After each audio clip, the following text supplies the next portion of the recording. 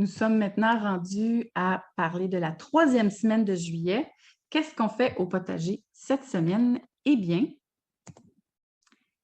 comme Mélanie Grégoire nous le propose dans son merveilleux livre qui s'intitule Les 4 saisons de votre potager, c'est ce livre-là sur lequel on se base pour vous partager les, les propositions, les suggestions, les conseils à chaque semaine quoi faire. Alors, à l'été, souvent, on va partir au chalet ou partir en vacances. Et donc, elle propose que si on part quelques jours seulement, bien arrosé, à notre retour, ça devrait bien aller. Peut-être même qu'il va pleuvoir entre-temps. Si on prévoit partir une semaine, elle propose de récolter avant de partir, par exemple les haricots, hein, parce que plus on récolte, plus ça produit. Donc, on surveille qu'est-ce qui est à récolter, on le prend et on arrose abondamment. Puis, on s'attend à revenir et ça ne devrait pas être mort, là. Si on fait un bon arrosage en profondeur, une semaine après, lors de notre retour, ça devrait être correct.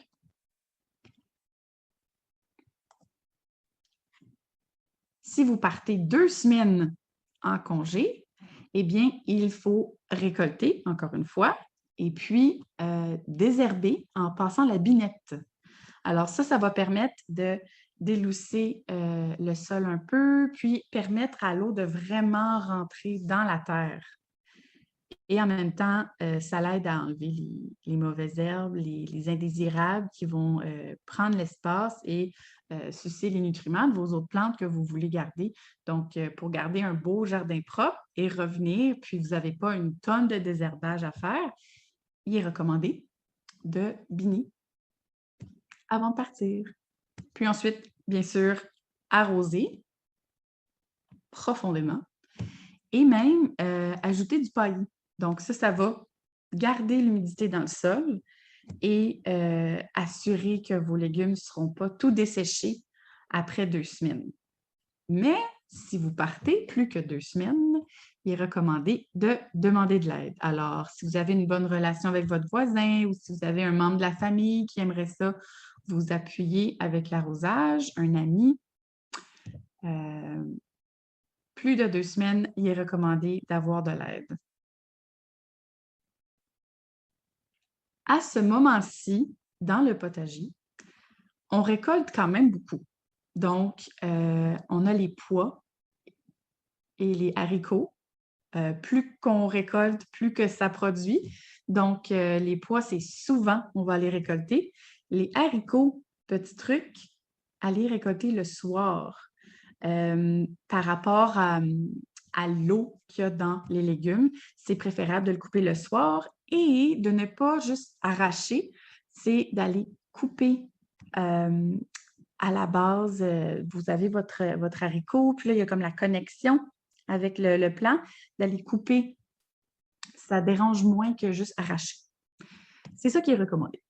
Donc, aussi, on va aller récolter les carottes un peu ici et là à nos besoins, selon ce qu'on veut manger. Pas obligé de tout récolter d'un coup. Il y en a qu'on peut laisser pousser encore. Et les betteraves aussi. Puis, on a la bétacarde. Donc, on peut choisir de manger les jeunes feuilles, ici et là, ou tout récolter. Puis, on a aussi le chou frisé qui est prêt. Et ça va être les dernières laitues. Et puis, j'ai la preuve ici parce que rendu où est-ce qu'on est par rapport au moment où on a semé nos laitues, on les a laissées pousser. Moi, j'ai mangé ici et là, mais je regrette un peu. J'aurais dû les couper la semaine passée, en fait. Mais je vous montre une laitue qu'on a. Celle-ci, on ne l'a pas laissée pousser à maturité. J'en croquais quelques bouts. Eh bien, là, elle a eu très chaud. C'était le temps de les couper. Donc, allez surveiller ça dans votre potager. Est-ce que il me reste des laitues? Eh bien, en ce moment, celle-là, je pense qu'elle a resté un peu trop longtemps au potager. Et donc, ce que ça donne, c'est que ça va être très amer. Puis la feuille, là, est comme pas plaisante sous la dent. Je suis peut-être un peu princesse, mais c'est pas comme ça que je les aime, mes laitues. Alors, surveillez en ce moment-là comment elles se sentent, vos laitues. Et ça serait le temps de toutes les récolter, s'il vous en reste. Ensuite, on récolte les tomates cerises, les courgettes, petits concombres. Pour les courgettes, on peut peut-être avoir tendance à les laisser pousser, puis là, après ça, ah, ah, j'ai un gros légume. Mais en fait, c'est que ça altère le goût, puis ça va être plein de pépins. Donc, c'est préférable de le récolter souvent, puis en même temps, ça va en produire d'autres. Alors, c'est un peu à votre discrétion, là. Si je vais récolter 3 grosses courgettes ou 6 petites courgettes délicieuses. Ça dépend vraiment qu'est-ce que vous recherchez. Mais c'est ça, c'est préférable de récolter souvent les courgettes. Puis que ça reste de taille moyenne, là. On ne veut pas des gros monstres, en fait. Le goût ne sera pas pareil. La texture non plus. Et donc, on continue encore de récolter plusieurs fines herbes, la ciboulette, le romarin, le persil, l'origan et le basilic.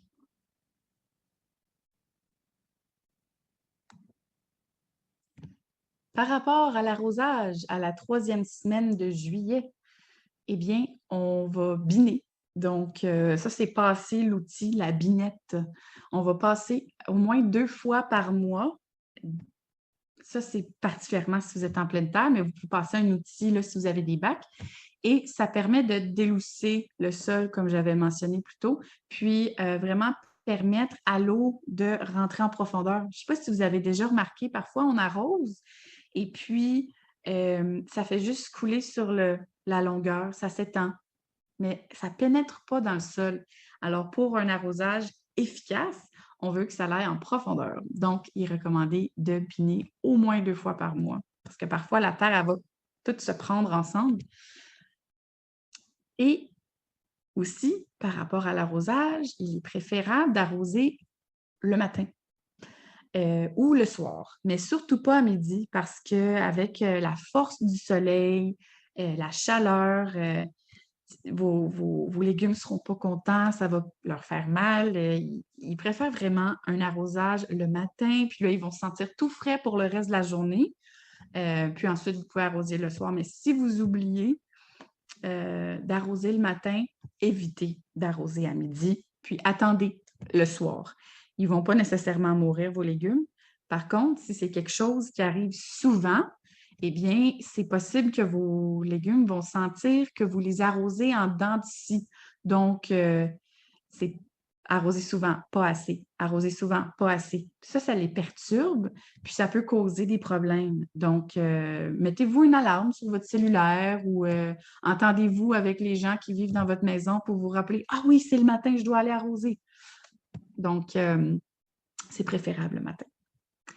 Et puis, pour l'ail, si vous cultivez de l'ail, vous pouvez réduire l'arrosage vraiment au minimum parce qu'on veut que ça sèche pour commencer à faire son bulbe.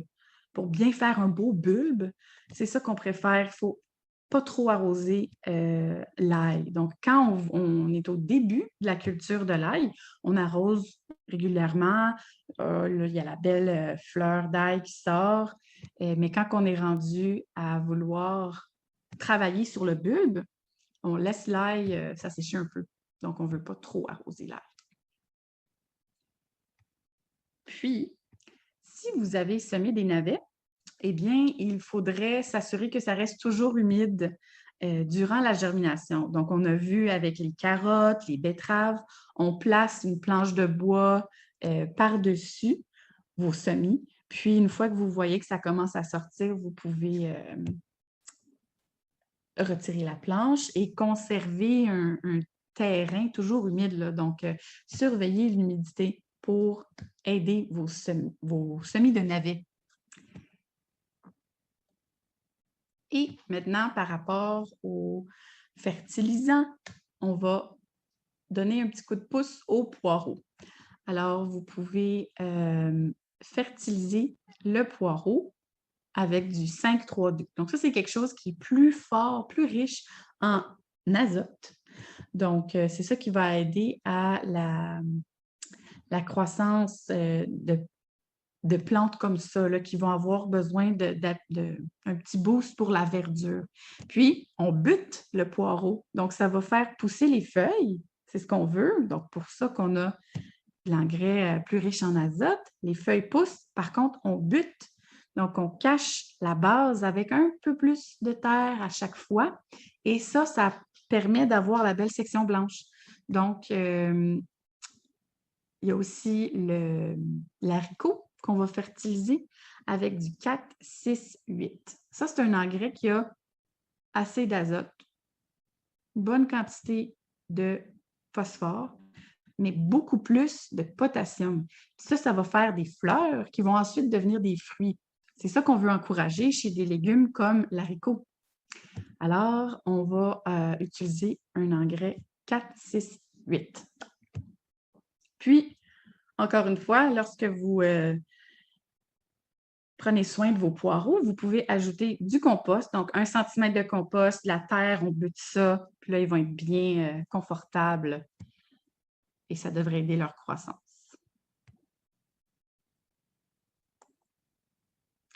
Par la suite, on va surveiller au jardin des insectes qu'on surveille depuis déjà un bon moment. Aujourd'hui, j'ai rajouté la limace pour donner un petit truc que Rana nous a partagé.